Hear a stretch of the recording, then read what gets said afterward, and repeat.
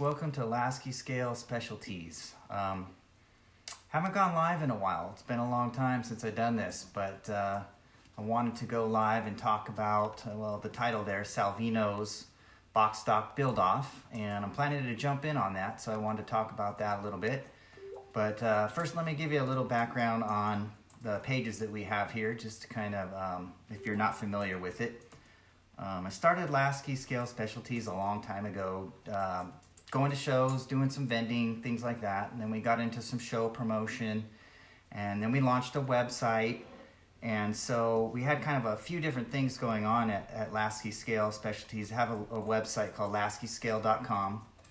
And so because we had the shows and we had a store and all this stuff, it got a little hard to promote the way I wanted to. So I created a second website called scaleproshop.com, which you can get to from the Lasky Scale website, but that's the domain name that we use that take you straight to the store where we sell our products that we would normally take to the shows. So anyway, the reason for this is that we've been a Salvino's dealer ever since they opened, and so we started with their first kit. The reason we chose to support Salvino's is because they're a local company. I never really wanted to get into the kit selling business. I always sold aftermarket products like ProTech and MAD, Morgan Automotive Detail, pre-wire distributors and things like that. Also on the store we've got Scale Motorsports, carbon fiber decals. We tried to carry just aftermarket products that were not specific to a specific kit, just products that people can add to enhance their models. And I wasn't really looking to get into the kit business, but because Salvino's was close, they're an American company, we wanted to support them. So I had reached out to them before their first release came out and talked to them and got to know them. And so we've tried to support them, and since that first kit, now they've got a ton of releases out there, and we have them all. We have them all on our website, and anyway, so check it out. We got different ones out there. But you know, being in California and going to the model shows in California, it's not a real NASCAR heavy model, which is what Salvino's kits are. They're all NASCAR models, but they are mostly vintage NASCARs from the 80s and 90s. And that's an era that I really like, especially the 80s and even the 70s, which Salvino's covers some of those too, late 70s. Because my dad used to take me out to Riverside when I was a kid. They'd always start the season out there for the Winston Western 500. We go out there, you see all the fresh paint, all the new paint schemes for everybody, and it was really cool to see, and it just has good memories for me. So even though I'm not a NASCAR builder per se, I do like the kits. Now, I actually haven't built one yet, which is the purpose of this this video, this live, is because Salvino's is having a box stock build-off on their Facebook page and web page, where you just post up a box stock build of one of their kits.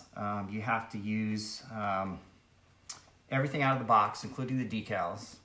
And you can actually enhance it. You can add some aftermarket parts, but they're not going to consider that in their judging. So, hey John, thanks for joining. I hope you're doing well back there. We miss you out here. Anyway, sorry if I'm a little rough here, but I haven't done a live in a long time. So, and I got my wife sitting here. She's an expert, so I'm more nervous that she's watching me than I am actually doing the live, because she's a live rock star. No. But anyway, so I wanted to show these kits. I basically got two new kits in from Salvino's recently. Got this one here, the Allison Chevrolet Monte Carlo. It's a flat nose model, not the SS model. And then the other one that's brand new is Richard Petty 1983 Pontiac Grand Prix. So I was talking to Rick Salvino the other day. He goes, hey, you should jump into our build-off. And I said, well, shoot, I don't have any supplies. The build-off only runs till April 24th. And so that's not a lot of time. I spend a lot more time building a kit than a month in most cases, but box stock I probably could get it done. But I decided to go with this kit because I only have to paint it white. It comes with all the decals in green, and we'll look at that in just a little bit. But anyway, I thought I'd open up the kit in front of you guys and have you take a look, and yeah, we'll just go from there. So let's take a look here what we got inside. So I also should point out these kits, the two that I just showed, are basically they're repops of the old Revell monogram kits that originally came out probably in the early 80s. But Salvino's has added some things to it. They've done some things differently. We'll talk about that. But even though they are the old Revell monogram molds, they've updated them a little bit, and they've also added some things to them, like the chrome and the tires and all that sort of thing.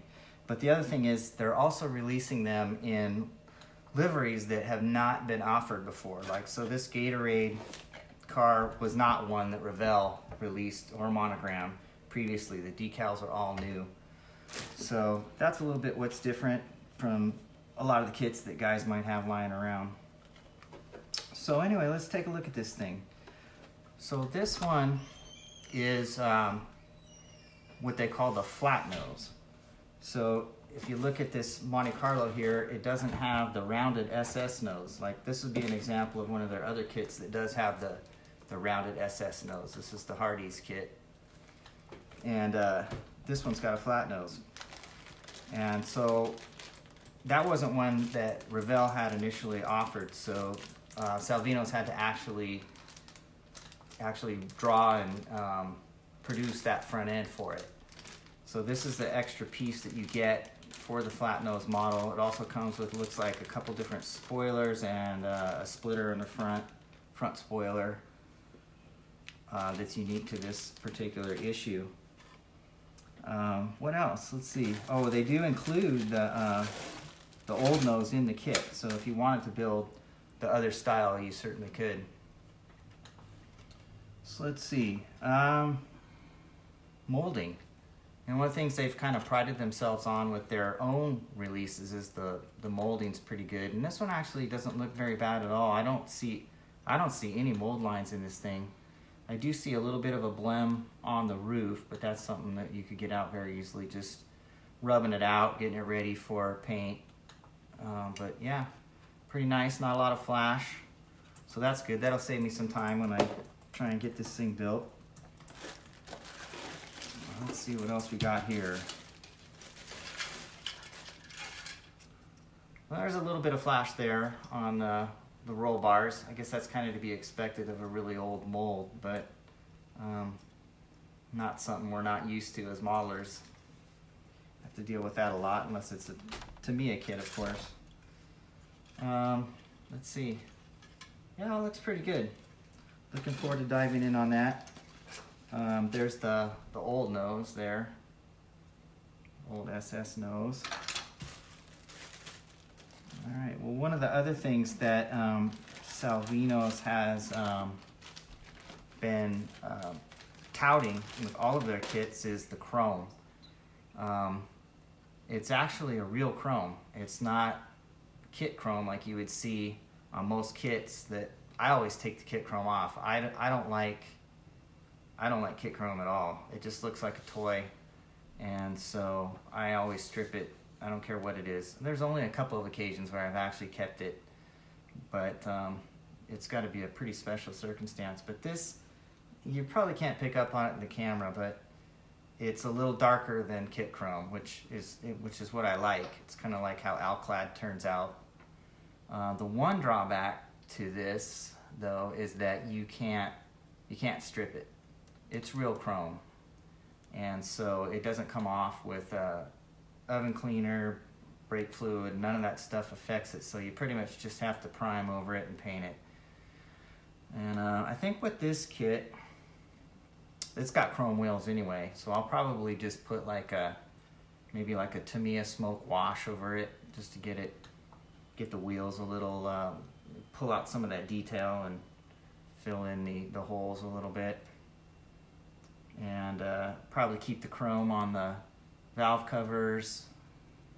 Probably gonna paint the radiator. I think the radiators in these cars at this era were probably all aluminum. I am having a hard time finding references for this car in particular, actually any cars of this era, which surprised me a bit because it's NASCAR, it's so popular. I would have thought I would have found a lot of references, but hardly anything where you can see the engine and, you know, all the details under the hood and in the cockpit. They seem to be really hard to come by. If anybody knows of any good references for NASCAR stuff, you know, let me know. But being box stock, I'm not too worried about, you know, accuracy with this one. I won't be putting plug wires on it even, so none of that stuff that I would normally do to a kit. So anyway, yeah, I'm looking forward to trying that out. We'll see how that chrome works. What else do we got? I think I heard also that the guys at Salvino's had to redo the tires. So here are the tires. I'm going to open up the tire bag here. The tires in their own issues, like their Oldsmobile, are really good.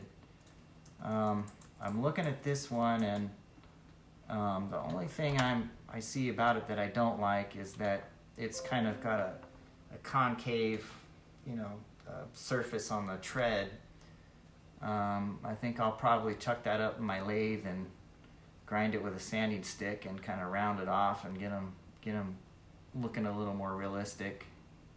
But they're nice rubber, they feel good, probably easy to work with. It's not a two-piece tire like some of those older kits, and it doesn't have any raised lettering on it like you would find on probably the original issue. I'm sure they had the raised lettering, which I always have to sand off anyway. I tend to prefer a decal on that anyway, so that doesn't bother me at all. In fact, I'm kind of looking forward to taking these tires and starting with this and turning it into something that looks realistic. That's always part of the fun for me. Let's see, what else we got here? Glass looks good. Yep. It's not scratched up or anything like that. What else we got? All right, here's the instruction sheet. It's a pretty nice sheet. It's not printed on cheap paper or anything like that. It's probably, I wouldn't be surprised if these were the original Revell drawings on there, you know, from the original kit.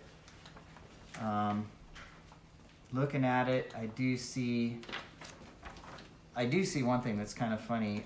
The call out for the cage and the frame is shown as gloss red, which definitely is not correct for this kit. In fact, that's one of the things I'm kind of struggling with, is I don't know exactly what color to paint the frame and the roll cage. Some of the pictures I found online of the Dygar Gatorade cars, it looks like the interior is black. But I don't think the whole frame is black, but I can't find references, so I don't know if that's a good thing or a bad thing, because it kind of gives me some artistic liberties as a model builder to do it the way I think it would look best. I might just go with a white interior. I have seen some guys online paint them white, and it looks pretty good. Or maybe I'll do a white chassis and just do the cage in black, and black dash, something like that. But got all the positioning for the decals, all that good stuff. So I've never built one of these kits at all. Even when I was a kid, I never built a Revell stock car. So we'll have to see how it goes. Even though I consider race cars my genre, I've actually only built, like half the models I built have actually been race cars. I've ended up having to build other things for different reasons. If there was a theme at a kit show or something like that, I always try and jump in that. Or if my wife bought me a kit for Christmas and it wasn't a race car, I still had to build it. In fact, it probably had to go to the front of the line. But anyway, I'm looking forward to it. Here's the decals, and it looks like, I think what they did was they had released the Regal, the Gatorade Regal, earlier, Bobby Allison, and this is probably the same decal sheet with an update sheet. It looks like I got a different front panel here and a different hood panel for the decals, but they look nice. They look great. And I'm still debating. I'm wondering, you know, I like to clear over my decals a lot of times. It just depends on the build, really. Sometimes I will not clear. I'll just lay the decals over a cleared body. They lay down pretty nice, and I know a lot of guys do that with these NASCAR builds, but I have to see. I don't know. Because I travel to a lot of shows, the models tend to kind of get wear and tear on them, and the decals are one of the first things that would get damaged. We do got the tire logos on here, so that's going to look good when those are on there. Yeah, anyway, so yeah, I'm happy with it. We'll have to see how it goes. I'll post updates to the website as I progress through this, and hopefully I can get it done in a few months. So anyway, I have these available on the website if you guys are interested. Not just the new ones, but like I said, I've got a bunch of the older ones. I've got, Salvino's probably has, I don't know, 13 releases now or so, maybe even a couple more, and I've probably got about 10 of them up on the website right now. And also, if you do want to order, go to scaleproshop.com, enter the discount coupon LIVE, and just for watching this, I'll give you a $3 discount on every kit. Comes out to about $29, which is a $10 discount over what Salvino's has on retail on their website. So go check it out. You can't get them anywhere else really now. You know, you can't go to Hobby Lobby and get kits, or Hobby Town. So jump on over to Scale Pro Shop, check it out, and we'll do some updates later. If you guys have any questions, just put them in the comments and I'll try and answer them for you. So I guess that's it, guys. Thank you for watching. We'll talk to you later.